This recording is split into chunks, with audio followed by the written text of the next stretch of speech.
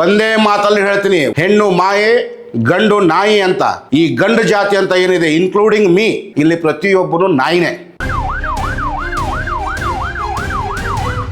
ಎಲ್ಲರಿಗೂ ನಮಸ್ಕಾರ. ನನ್ನ ಹೆಸರು ಮಂಜುನಾಥ್ ಮದಿಹಳ್ಳಿ. ಪ್ರಿಯ ವೀಕ್ಷಕರೇ, ನಾನು ನಿನ್ನೆ ಹೇಳಿದ್ದೆ, ಲವ್ ಜಿಹಾದ್ ಅಂತ ಏನಿದೆ ಅದು ತುಂಬ ಆಗಿದ್ದಾವೆ, ತುಂಬ ಜನ ಅದರಲ್ಲಿ ಸಿಕ್ಕಾಕೊಂಡಿದ್ದಾರೆ. ಇದು ಇಲ್ಲಿಗೆ ನಿಲ್ಲೋದಿಲ್ಲ, ಮುಂದೆ ಅನೇಕ ಪ್ರಕರಣಗಳು ಬೆಳಕಿಗೆ ಬರ್ತವೆ ಅಂತ ಹೇಳಿದ್ದೆ. ಅದೇ ರೀತಿಯಾಗಿ ಈಗ ಮತ್ತೆ ಹುಬ್ಬಳ್ಳಿಯಲ್ಲಿ ಮತ್ತೊಂದು ಲವ್ ಜಿಹಾದ್ ಕೇಸ್, ಅದು ಪ್ರಕರಣ ದಾಖಲಾಗಿದೆ ಕೇಶವಾಪುರ ಪೊಲೀಸ್ ಠಾಣೆ ಲಿಮಿಟ್ಸಲ್ಲಿ. ಆ ಹುಡುಗಿ ಕೂಡ ಈಗ ಬಂದು ಆಲ್ರೆಡಿ ಮಾಧ್ಯಮದ ಮೂಲಕ ಮಾತಾಡ್ತಾ ಇದ್ದಾಳೆ. ನಾವು ಕಾಲೇಜ್ ಇವೆಂಟಲ್ಲಿ ನಂದು ಕಾಲೇಜ್ ಇವೆಂಟಲ್ಲಿ ಒಬ್ಬ ಹುಡುಗಿ ನಂಗೆ ಒಂದು ಹುಡುಗಕ್ಕೆ ಇಂಟ್ರಡ್ಯೂಸ್ ಮಾಡಿಸಿದ್ಲು. ಮೂಸಿಫ್ ಅಂತ ಒಬ್ಬ ಹುಡುಗ ಅವಳನ್ನು ಲವ್ ಜಿಹಾದ್ಗೆ ಒಳಪಡಿಸ್ಕೊಂಡು ಅವಳನ್ನ ಮದುವೆ ಆಗಬೇಕು ಅಂತ ಭಯಂಕರ ಪ್ರಯತ್ನ ಪಟ್ಟ. ಬಟ್ ಅದಾಗಲಿಲ್ಲ. ಕಡೆಗೆ ಆ ಹೆಣ್ಣು ಮಗಳನ್ನು ಸಾಕಷ್ಟು ಬಾರಿ ಅವಳನ್ನು ದೈಹಿಕವಾಗಿ ಬಳಸ್ಕೊಂಡು ವಿಡಿಯೋ ಮಾಡಿಟ್ಕೊಂಡು ಅವಳಿಗೆ ಬ್ಲ್ಯಾಕ್ ಮೇಲ್ ಮಾಡ್ತಿದ್ದ ಅನ್ನೋ ಪ್ರಕರಣ ಈಗ ಬೆಳಕಿಗೆ ಬಂದಿದೆ. ಬರಬೇಕದು, ಎಲ್ಲ ಪ್ರಕರಣಗಳು ಈ ಥರ ಹೊರಗಡೆ ಬರಬೇಕು.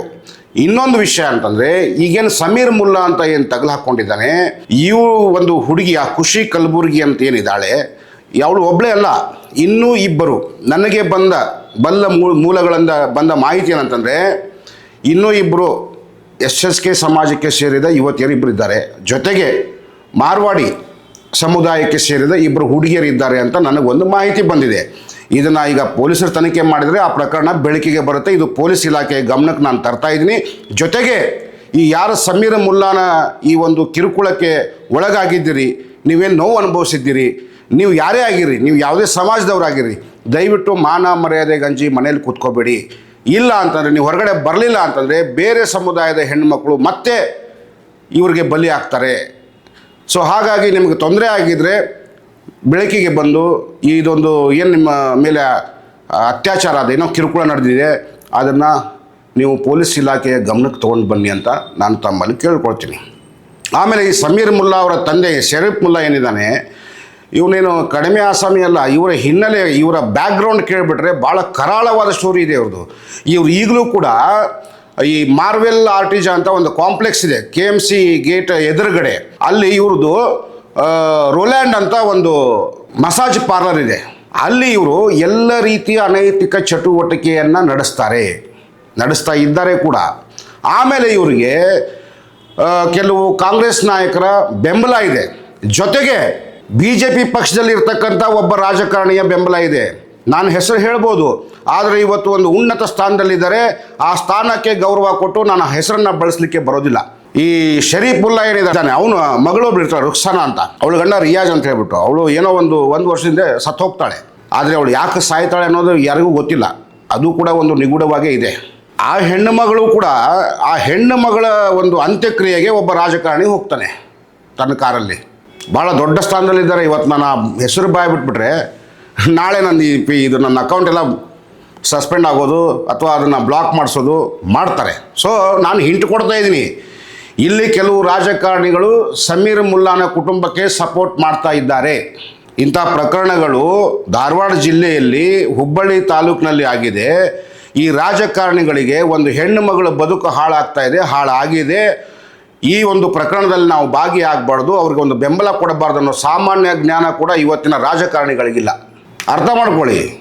ಈ ಒಂದು ಮುಲ್ಲಾ ಅಂತ ಏನು ಫ್ಯಾಮಿಲಿ ಇದೆ, ಶರೀಫ್ ಮುಲ್ಲಾ ಮತ್ತು ಅವನ ಮಗ ಸಮೀರ್ ಮುಲ್ಲಾ, ಅವಳು ತೌಸಿಫ್ ಮುಲ್ಲಾ, ಏನು ಇವರೆಲ್ಲ ಇವ್ರ ಕೆಲಸವೇ ಇದು, ಮಾಂಸದಂಧೆ ಮಾಡ್ತಾರೆ ಇವರು. ನಾನು ಸಾಕಷ್ಟು ಬಾರಿ ಹೇಳಿದ್ದೀನಿ, ಕಮಿಷನರ್ ಅವ್ರ ಗಮನಕ್ಕೆ ತಂದಿದ್ದೀನಿ ಈ ಮಾಧ್ಯಮದ ಮೂಲಕ. ಹುಬ್ಬಳ್ಳಿಯಲ್ಲಿ ಇರ್ತಕ್ಕಂಥ ಎಲ್ಲ ಸ್ಪಾಗಳಲ್ಲಿ ಅನೈತಿಕ ಚಟುವಟಿಕೆ ನಡೆಯುತ್ತದೆ, ದಯವಿಟ್ಟು ಬಂದ್ ಮಾಡಿಸಿ. ಆದರೆ ಯಾವುದೇ ಪ್ರಯೋಜನ ಆಗಿಲ್ಲ. ಯಾಕೆ ಅಂತ ನನಗೆ ಗೊತ್ತಿಲ್ಲ. ಇದು ಒಂದು ಕಡೆ ಆದರೆ, ಇನ್ನೊಂದು ಕಡೆ ಯಾವ ಹೆಣ್ಣು ಮಕ್ಕಳು ಇವತ್ತು ಜಿಮ್ಮಿಗೆ ಹೋಗ್ತಾ ಇದ್ರಿ, ಅದು ಯಾವುದೇ ಸಮುದಾಯದವರಾಗಿರಲಿ, ಮದುವೆ ಆದವ್ರು ಇರಲಿ, ಆಗದೇ ಇರೋರು ಇರಲಿ, ಒಂದು ಮಾತು ಹೇಳ್ತೀನಿ ಕೇಳಿಸ್ಕೊಳ್ಳಿ. ಈ ಜಿಮ್ಮಲ್ಲಿ ಅವನು ಮುಸ್ಲಿಮ್ ಇರಲಿ ಅಥವಾ ನಮ್ಮ ಹಿಂದೂಗಳೇ ಯಾರೋ ಇರಲಿ, ಅಲ್ಲಿರ್ತಕ್ಕಂಥ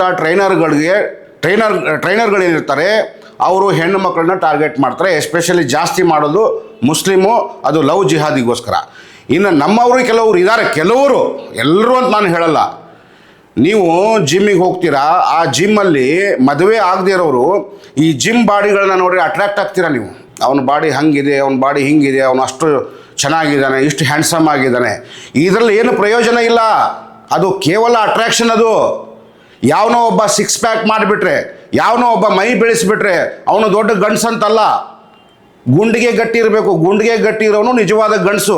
ಸಿಕ್ಸ್ ಪ್ಯಾಕ್ ಮಾಡಿದ್ದಾನೆ, ಮಸಲ್ ಚೆನ್ನಾಗಿ ಇಟ್ಕೊಂಡಿದ್ದಾನೆ, ಒಳ್ಳೆ ಬಾಡಿನ ಬಿಲ್ಡ್ ಮಾಡಿದ್ದಾನೆ ಅನ್ನೋ ಮಾತ್ರಕ್ಕೆ ನೀವು ಅಟ್ರಾಕ್ಟ್ ಆಗಿಬಿಟ್ಟು ನೀವು ಅವ್ರ ಜೊತೆಗೆ ಹೋಗಿ ಮಲ್ಕೊಂಡು ನಿಮ್ಮ ದೇಹವನ್ನು ಅವ್ರ ಜೊತೆಗೆ ಹಂಚಿಕೊಂಡು ಆಮೇಲೆ ಬಂದು ಬೆತ್ತಲೆಯಾಗಿ ನಿಂತ್ಕೋತೀರಿ. ದಯವಿಟ್ಟು ಈ ತಪ್ಪನ್ನು ಮಾಡಬೇಡಿ. ನಾನೊಂದು ಸ್ಟೋರಿ ಹೇಳ್ತೀನಿ. ಹುಬ್ಬಳ್ಳಿಲಿ ಒಬ್ಬ ಹುಡುಗ ಇದ್ದಾನೆ, ನೋಡೋಕ್ಕೆ ಒಳ್ಳೆ ಹಲ್ಕ್ ಥರ ಇದ್ದಾನೆ ಅವನು, ಆ ಥರ ಬಾಡಿ. ಅವನು ಎಲ್ಲ ಫ್ರೆಂಡ್ಸ್ ಜೊತೆಗೆ, ಹುಬ್ಬಳ್ಳಿಯ ಕೆಲವು ಫ್ರೆಂಡ್ಸ್ ಜೊತೆಗೆ ಗೋವಾಕ್ಕೆ ಹೋಗ್ತಾರೆ. ಗೋವಾಕ್ಕೆ ಹೋದಾಗ ಅಲ್ಲಿ ಸ್ವಲ್ಪ ಏನೋ ಎಣ್ಣೆ ಗಿಣ್ಣೆ ಜಾಸ್ತಿ ಹೊಡೆದು ಯಾರಿಗೋ ಏನೋ ಒಂದು ಹೆಣ್ಣು ಮಗಳಿಗೆ ಒರಟಾಗಿ ಮಾತಾಡ್ತಾನೆ. ಗೋವಾದಲ್ಲಿ ಹೆಣ್ಮಕ್ಳಿಗೆ ಮಾತಾಡಿದ್ರೆ ಅಲ್ಲಿ ಬೌನ್ಸರ್ಸ್ಗಳು ಬಿಡ್ತಾರ, ಸೀದಾ ನುಗ್ತಾರೆ ಯಾರೋ ಅವನು ಅಂತ. ಅಷ್ಟರಲ್ಲಿ ಈ ಗುಂಪಲ್ಲಿರ್ತಕ್ಕಂಥ ಅವನು ಏನು ಬಾಡಿ ಬಿಲ್ಡ್ ಮಾಡಿದ, ಇವತ್ತಿಗೂ ಇದ್ದಾನೆ ಹುಬ್ಬಳ್ಳಿಲಿ, ಅವನು ಒಳ್ಳೆ ಹಲ್ಕ್ ಥರ ಇದ್ದಾನೆ. ಅವನು ಅಲ್ಲಿಂದ ಎಸ್ಕೇಪ್ ಆಗ್ಬಿಡ್ತಾನೆ. ಆ ಬೌನ್ಸರ್ಸ್ಗಳು ಬರೋದು ನೋಡಿ ಭಯ ಬಿದ್ದು. ನೀವು ನಂಬಲ್ಲ, ಅವನ ಜೊತೆಗಿದ್ದವರೆಲ್ಲ ಯಾರು ಬಾಡಿ ಬಿಲ್ಡರ್ಗಳಲ್ಲ, ಎಲ್ಲ ನಾರ್ಮಲ್ ಪರ್ಸನ್ಸೇ ಇರ್ತಾರೆ. ಕಡೆಗೆ ಅದರಲ್ಲಿ ಇಬ್ಬರು ನಿಂತ್ಕೊಂಡು ಅವ್ರ ಜೊತೆ ಹೊಡೆದಾಡ್ತಾರೆ, ಅವ್ರನ್ನ ಹೆದರಿಸ್ಕೊಂಡು ವಾಪಸ್ ಹುಬ್ಳಿಗೆ ಬರ್ತಾರೆ. ಇದರಲ್ಲಿ ಅರ್ಥ ಏನಾಯ್ತು ನಿಮಗೆ? ಅವನಷ್ಟು ಬಾಡಿ ಬೆಳೆಸಿದ್ದ, ಅವನು ಮನಸ್ಸು ಮಾಡಿದ್ರೆ 5-10 ಜನಕ್ಕೆ ಹೊಡೆದು ಬರೋ ಅಷ್ಟು ಒಂದು ಬಾಡಿ ಇತ್ತು ಅಥವಾ ಬಿಲ್ಡ್ ಮಾಡಿದ್ದ. ಆದರೆ ಧೈರ್ಯ ಇರಲಿಲ್ಲ. ಯಾರು ಈ ಜಿಮ್ಮಿಗೆ ಹೋಗಿ ಮೈನ ಬೆಳೆಸ್ಕೊಂಡು ಒಳ್ಳೆ ಸಿಕ್ಸ್ ಪ್ಯಾಕ್ ಮಾಡಿರ್ತಾರೆ, ಇವ್ರಿಗೆ ಧೈರ್ಯ ತುಂಬ ಕಡಿಮೆ ಇರುತ್ತೆ. ದಯವಿಟ್ಟು ನೀವು ಅವರ ಬಾಡಿನ ನೋಡಿ, ಅವರ ಫಿಸಿಕ್ನ ನೋಡಿ ನೀವು ಅಟ್ರಾಕ್ಟ್ ಆಗಿ ನಿಮ್ಮನ್ನು ನೀವು ಯಾಕೆ ಹಾಳು ಮಾಡ್ಕೊಳ್ತೀರಿ? ಇದೆಲ್ಲ ಸರಿ ಅನಿಸೋದಿಲ್ಲ. ಮನೇಲಿ ಬಗ್ಗಿ ಕೆಲಸ ಮಾಡಿ ಚೆನ್ನಾಗಿ ಆಗ್ತೀರಾ, ಸಣ್ಣ ಆಗ್ತೀರಾ, ವೆಯ್ಟ್ ಲಾಸ್ ಆಗುತ್ತೆ. ಬೆಳಿಗ್ಗೆ ಜಿಮ್ಮಿಗೆ ಹೋಗೋದು, ಸಂಜೆ ಫುಟ್ಪಾತ್ ಮೇಲೆ ಹೋಗಿ ಜಂಕ್ ಫುಡ್ ತಿನ್ನೋದು, ರಾತ್ರಿ ಎಲ್ಲ ಎಗ್ಗಳಾಗಿ ತಿನ್ನೋದು, ಬೆಳಿಗ್ಗೆ ಜಿಮ್ಮಿಗೆ ಹೋಗೋದು. ಸೊ ಈ ಸಮೀರ್ ಮುಲ್ಲಾ ಮತ್ತು ಶರೀಫ್ ಮುಲ್ಲಾ ಏನಿದ್ದಾರೆ, ಈ ಕುಟುಂಬವನ್ನು ಸರಿಯಾಗಿ ಸ್ಟೇಷನ್ನಲ್ಲಿ ಬೆತ್ತಲೆ ಮಾಡಿ ಹೊಡೆದ್ರೆ ಬಹಳ ಹೆಣ್ಣು ಮಕ್ಕಳು ಜೀವನ ಹಾಳಾಗಿದ್ರ ಬಗ್ಗೆ ಮಾಹಿತಿಗಳು ಸಿಗುತ್ತೆ. ಸ್ಪಷ್ಟವಾಗಿ ನಾನು ನಿಮಗೆ ಮಾಹಿತಿ ಕೊಡ್ತಾ ಇದ್ದೀನಿ. ಯಾವ ಮಾಧ್ಯಮದವ್ರು ಕೊಡ್ತಾರೋ ಬಿಡ್ತಾರೋ ಗೊತ್ತಿಲ್ಲ. ಈಗಲೂ ಕೂಡ ಈ ಶರೀಫ್ ಮುಲ್ಲಾ, ಈ ಸಮೀರ್ ಮುಲ್ಲಾ ಮತ್ತು ಅವರ ಅಕ್ಕನೋ ಯಾರ ತಂಗಿ ಇದ್ದಾಳೆ, ಇದೆಲ್ಲ ಒಂದು ಟೀಮ್ ಇದೆ, ಇದೆಲ್ಲ ಒಂದು ದೊಡ್ಡ ಗುಂಪಿದೆ. ಇವ್ರಿಗೆಲ್ಲ ರಾಜಕಾರಣಿಗಳ ಸಪೋರ್ಟ್ ಇದೆ. ಕಾಂಗ್ರೆಸ್ ನಾಯಕ ಒಬ್ಬಿದ್ದಾನೆ, BJP ಒಬ್ಬ ಇದ್ದಾನೆ, ದೊಡ್ಡ ಸ್ಥಾನದಲ್ಲಿದ್ದಾರೆ. ಅವ್ರ ಹೆಸರನ್ನು ನಾನು ತಗೊಳ್ಳೋಕ್ಕೆ ಬರೋದಿಲ್ಲ, ಅದು ಕಾನೂನು ಪ್ರಕಾರ ತಪ್ಪಾಗುತ್ತೆ. ಹಾಗಾಗಿ ಹಿಂಟ್ ಕೊಡ್ತಾ ಇದ್ದೀನಿ. ನೀವು ಹೇಗೆ ಈ ಪ್ರಕರಣವನ್ನು ತನಿಖೆ ಮಾಡ್ತೀರಾ, ಹೇಗೆ ಪರಿಶೀಲನೆ ಮಾಡ್ತೀರಿ, ಅದು ನಿಮಗೆ ಬಿಟ್ಟ ವಿಚಾರ. ಮತ್ತು ಎಲ್ಲ ಹೆಣ್ಣು ಮಕ್ಕಳಿಗೆ ಮತ್ತೊಮ್ಮೆ ಮಗದೊಮ್ಮೆ ಯಾರ್ಯಾರು ಜಿಮ್ಮಿಗೆ ಹೋಗ್ತಾ ಇದ್ದೀರಿ, ನಿಮಗೆ ಹೇಳ್ತಾ ಇದ್ದೀನಿ, ಯಾವ ಜಾತಿಯ ಟ್ರೈನರ್ಗಳು ಸರಿ ಇಲ್ಲ, ಯಾವ ಜಾತಿಯ ಓನರ್ಗಳು, ಜಿಮ್ ಓನರ್ಗಳು ಸರಿ ಇಲ್ಲ. ಎಲ್ಲರೂ ಅವಕಾಶವಾದಿಗಳೇ, ಎಲ್ಲರೂ ನಿಮ್ಮನ್ನು ಬಳಸ್ಕೊಳ್ಳೋದೇ. ಒಂದೇ ಮಾತಲ್ಲಿ ಹೇಳ್ತೀನಿ, ಒಂದು ಮಾತಿದೆ, ಹೆಣ್ಣು ಮಾಯೆ ಗಂಡು ನಾಯಿ ಅಂತ. ಈ ಗಂಡು ಜಾತಿ ಅಂತ ಏನಿದೆ, ಇನ್ಕ್ಲೂಡಿಂಗ್ ಮೀ, ಗಂಡಸು ಅಂತ ಏನಿದ್ದಾನೆ, ಇಲ್ಲಿ ಪ್ರತಿಯೊಬ್ಬರು ನಾಯಿನೇ.